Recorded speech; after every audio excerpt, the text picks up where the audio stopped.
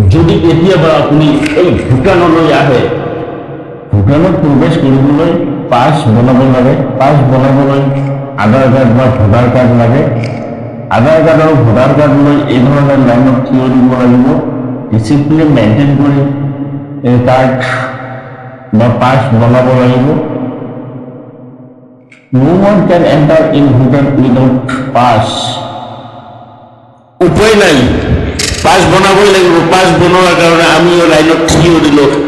পৰখ লাইনলৈ পাছ বনাই লৈ আমি আৰম্ভ কৰিলো আমাৰ যাত্ৰা সেই সৰু হেংগিং ব্ৰিজলৈ।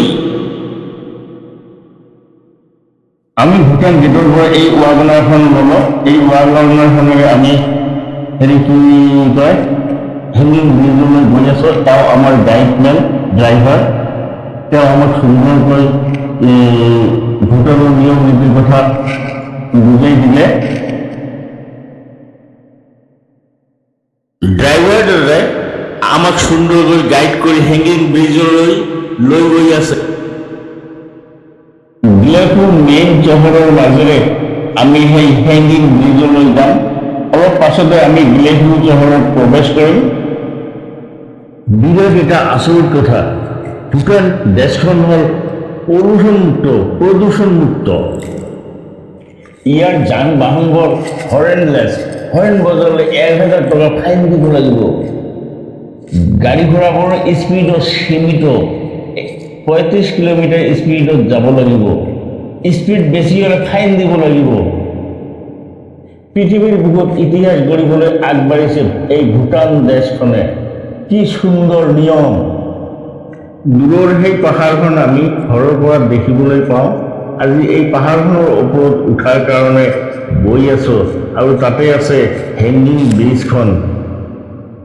আমাৰ ঘৰৰ পৰা পাহাৰখনৰ দূৰত্ব কমেও 55 পৰা 60 কিলোমিটাৰ হ'ব। আকাশ যেতিয়া ফৰকাল হৈ থাকে তেতিয়া আমি ঘৰৰ পৰা এই পাহাৰখন সেই ব্লু আকাশৰ মাজত ডাঠ সেউজীয়া দেখিবলৈ পাওঁ। পূৰ্বজন্মৰ বহুত পূৰ্ণৰ ফলত আজি এই পাহাৰখন বগাব পাৰিছো।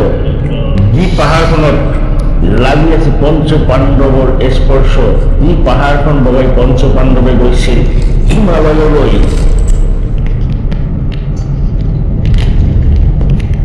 আমি গৈ আছো 30 কিলোমিটাৰ স্পীডত।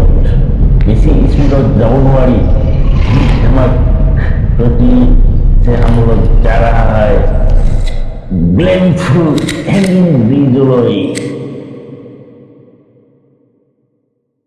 বিভিন্ন ধৰণৰ গছ গছনিৰে এই ভূটান দেশখন আবৃত হৈ আছে।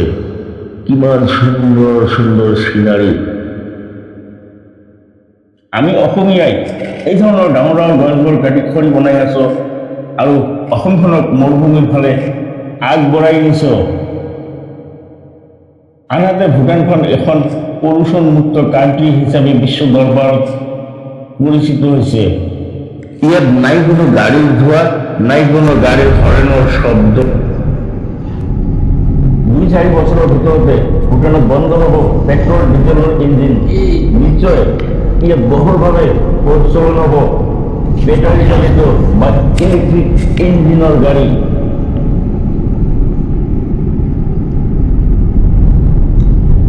গুৱাহাটী যোৰাবাটৰ নিচিনা যোৰাবাট যেন ঠাইখন বিৰাট ভয়ানক ৰাস্তা।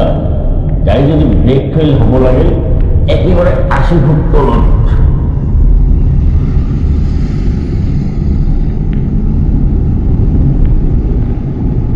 কিন্তু ইয়াত প্ৰাকৃতিক দৃশ্যবোৰ ইমান ধুনীয়া।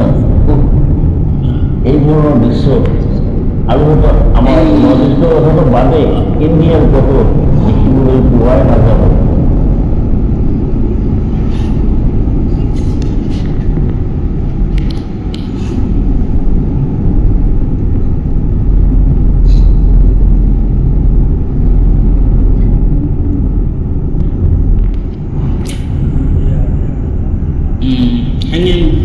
ये हैंगिंग ब्रिज ये और जाना है ना। 10 मिल गया है। ठीक है हम लोग को आइए थोड़ा मदद करिए ना। ठीक है ये पिकनिक स्पॉट जाने के टाइम में आपका फोन नंबर दीजिएगा। आपका विजिटिंग कार्ड है? 2000 से कम नहीं लेगा। वो देखो वो इंडियन वो देखो नदी में सब घुमा देगा। जगह बहुत है ना इधर घूमने का।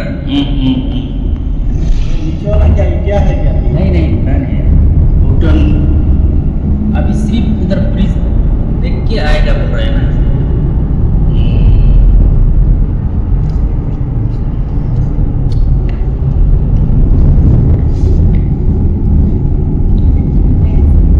वापस आने के टाइम में यहाँ पे थोड़ा रुकिए, फोटो खींचेगा दो। कितना कितना फोटो खींच सकते हैं व्हाट्सएप में सेव करो आने के टाइम में ऑन करना है। ठीक है ठीक है।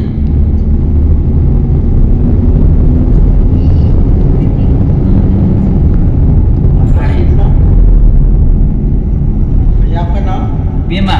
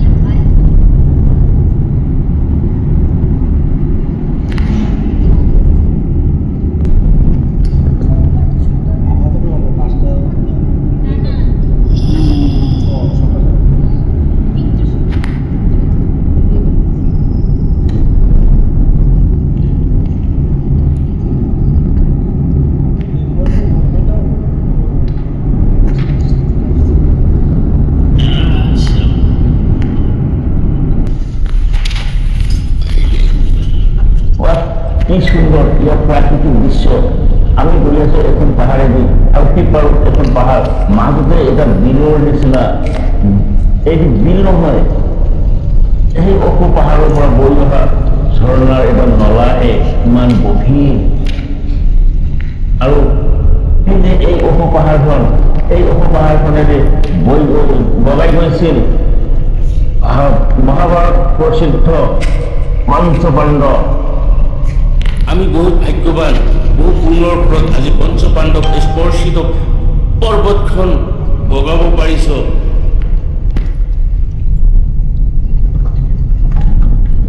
ইমান ভয়ংকৰ ফলত সেই যে গাড়ীখন যে বহি আছে ওচৰত এটা নলা, আৰু ই যদি এবাৰ বাগৰি পৰিব লাগে একেবাৰে 80 ফুট 100 ফুট তলত একেবাৰে গাড়ীত একোৱে নাথাকিব। অৱশেষত আমি আহি পালো আমাৰ গন্তব্যস্থান হেংগিং ব্ৰিজ।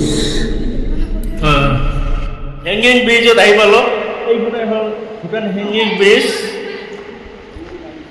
আমাৰ এই ভূটান গেটৰ পৰা এই হেংগিং ব্ৰিজলৈ টেক্সি ভাড়া নিছিল 600 টকা।